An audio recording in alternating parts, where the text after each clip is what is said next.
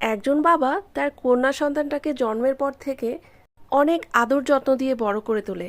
তো প্রকৃতির নিয়মের কারণে কোনো একটা সময় সেই আদরের কন্যা সন্তানটাকে তুলে দিতে হয় আরেকজনের হাতে সারাটা জীবনের জন্য। আর এই মুহূর্তটা যে কতটা কষ্টের একমাত্র সেই বাবারাই বুঝতে পারবেন। আসসালামু আলাইকুম এভরিওয়ান, জয়াস কুকিং অ্যান্ড ব্লগের পক্ষ থেকে স্বাগতম জানিয়ে শুরু করছি আজকের আরেকটি নতুন ব্লগ। আজকে ছিল আমার ভাগ্নির বিয়ের দিন, আর বিয়েটাও ফেনীতেই হয়েছিল।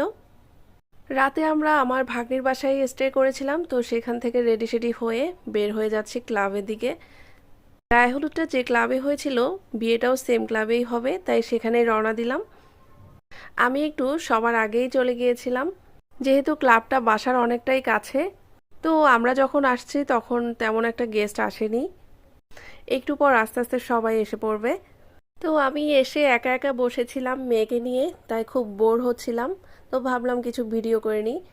এর মধ্যেই ব্রাইড চলে আসলো, মানে আমার ভাগ্নি। মাশাল্লাহ ভীষণ সুন্দর লাগছিল, কিন্তু একদম বারবি ডলের মতোই লাগছিল দেখতে। তো আসার পর থেকে তার ভিডিও শ্যুট করা হচ্ছিল, যেহেতু এখনও মোটামুটি মানুষজন কম আছে, এর মধ্যে কিছু ভিডিও শ্যুট করা হচ্ছিল তার। বর তখনও এসে পৌঁছায়নি।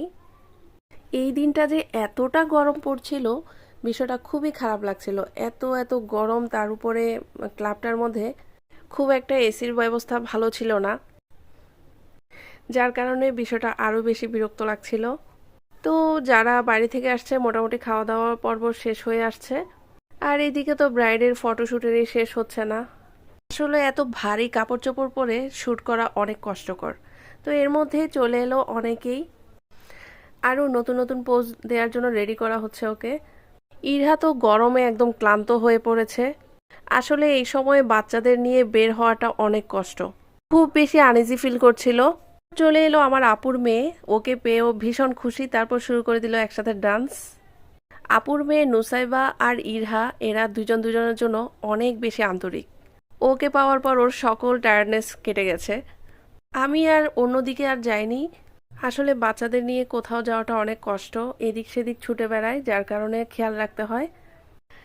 ইরহার সাথে এখানে রয়েছে আমার সব ভাগিনা ভাগ্নিগুলো, সবাই একসাথে ফটোশ্যুট করছিল।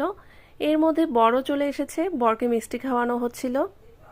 আসলে বেশিরভাগ মোমেন্টগুলো আমি শেয়ার করতে পারিনি, কারণ বেশিরভাগ সময় আমি ইরহার সঙ্গেই ছিলাম। এর মধ্যে চলে আসলো বরের শ্বশুর শাশুড়ি, মানে ব্রাইডের বাবা মা, আর সাথে রয়েছে ছোট বোন, মানে ব্রাইডের একটা পুরো পরিবার বলতে পারেন। সবাই একসঙ্গে হয়েছে। তো আমরা লাস্ট মোমেন্টে কিছু ভিডিও শ্যুট টুট করছিলাম, আর একটু পরেই